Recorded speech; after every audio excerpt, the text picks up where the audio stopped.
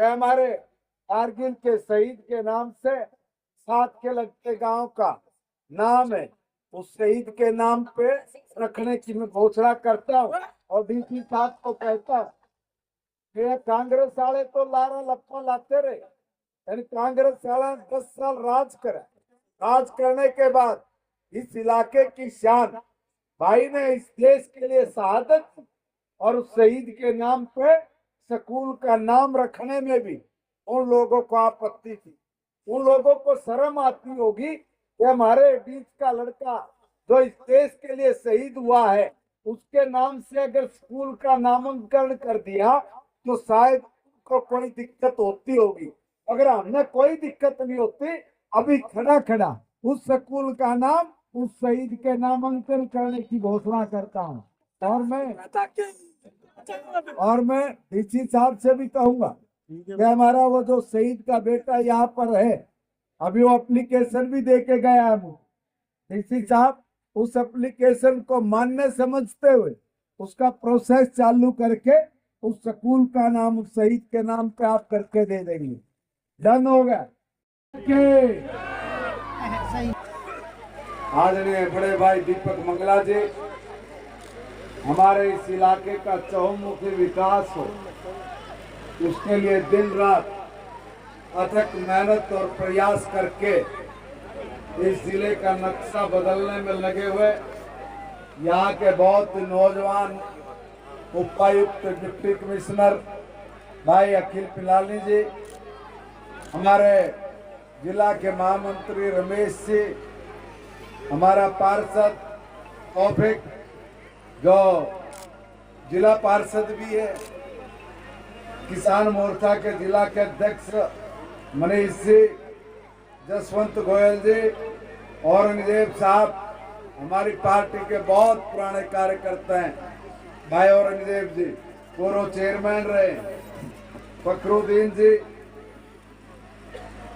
असरू chairman जी, अंशु सरपंच गसेड़ा,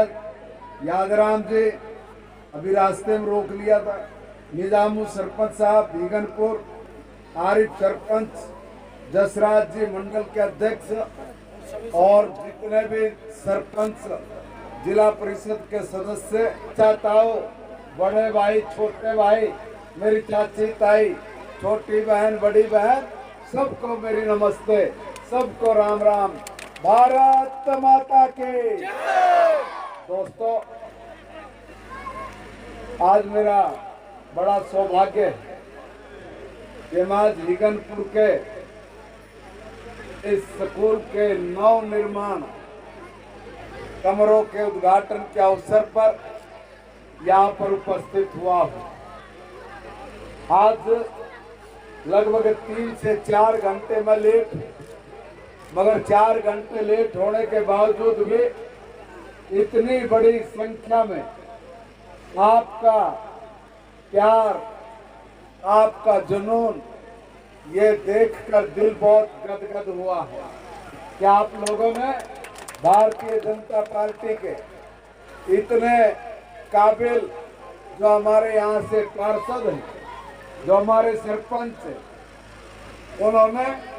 इस गांव के अंदर जो स्कूल में अपनी भूमिका निभाई है, उसके लिए मैं अपने तमाम साथियों का दिल से अभिनंदन और स्वागत भी करता हूँ। भाइयों,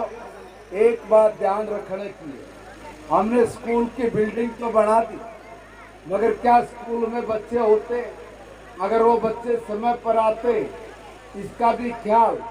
ये हमें करने की आवश्यकता है। जब मैं शिक्षा मंत्री बना तो मैंने मेवात के बारे में जानकारी ली, तो मुझे बताया गया, रिपोर्ट भी बन के आई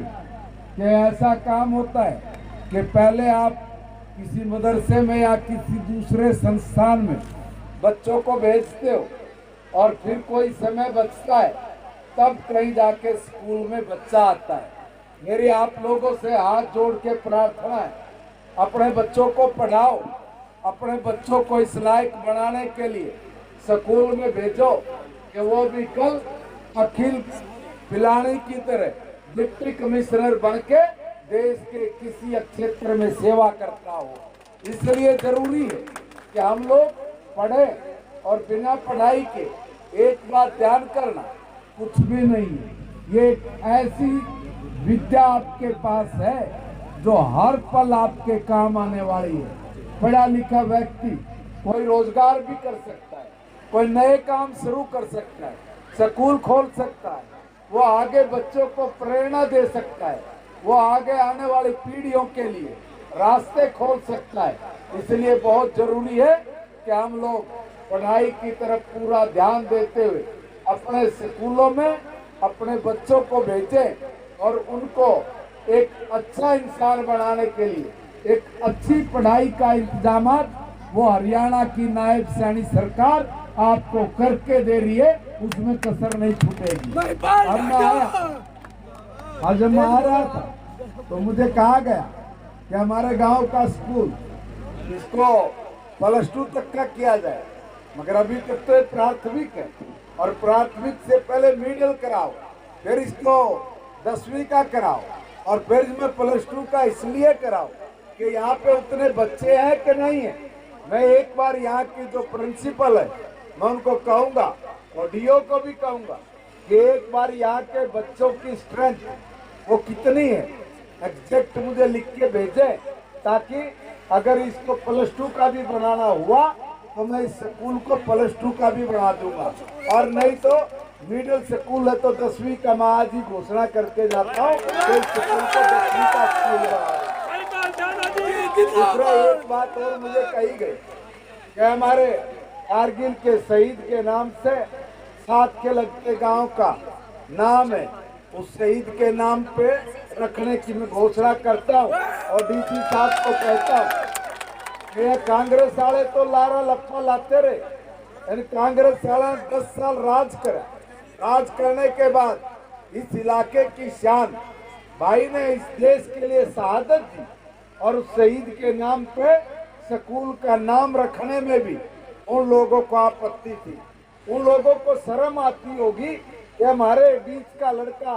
जो इस देश के लिए शहीद हुआ है उसके नाम से अगर स्कूल का नामांकन कर दिया तो शायद उनको कोई दिक्कत होती होगी, मगर हमें कोई दिक्कत नहीं होती। अभी खड़ा खड़ा उस स्कूल का नाम उस शहीद के नामांकन करने की घोषणा करता हूँ और मैं डीसी साहब से भी कहूँगा कि हमारा वो जो शहीद का बेटा यहाँ पर है, अभी वो एप्लीकेशन भी दे के गया है मुझे। डीसी साहब उस एप्लीकेशन को मान्य समझते हुए उसका प्रोसेस चालू करके उस स्कूल का नाम उस शहीद के नाम पे आप करके दे देंगे। डन हो गया। दूसरा एक और, जब मैं यहाँ पे आ रहा था तो मैंने देखा कि स्कूल का रास्ता वो ठीक नहीं है, इसलिए वो रास्ता बनाने के लिए भी मैं डीसी साहब को कहता हूँ कि डी प्लान से जल्दी करके उस रास्ते को भी पक्का कराओ, ताकि हमारे बच्चों को यहाँ स्कूल में आने में किसी प्रकार की कोई दिक्कत कठिनाई ना हो। मैं यहाँ पे हमारी टीचर वो बहुत मेहनत कर रही, उन्होंने मुझे बताया कि मैं गांव के हर घर में जाती हूँ, बच्चों को पढ़ने के लिए प्रेरित करती हूँ और सर हमारे यहाँ पे काफी एडमिशन बढ़े। मैडम मैं आपका धन्यवाद करते हुए कहूँगा कि आप ये मेहनत जारी रखिए, आप ये मेहनत जारी रखिए और कोशिश करिए कि हर बच्चा गांव के स्कूल में आए, पढ़े और अपना भविष्य निखारे। भाइयों, आज हरियाणा की भारतीय जनता पार्टी की सरकार ने 9वीं क्लास का बालक, 10वीं क्लास का बालक आज वो बिजनेस आइडिया लेके आता है। आपको नहीं पता तो बता दें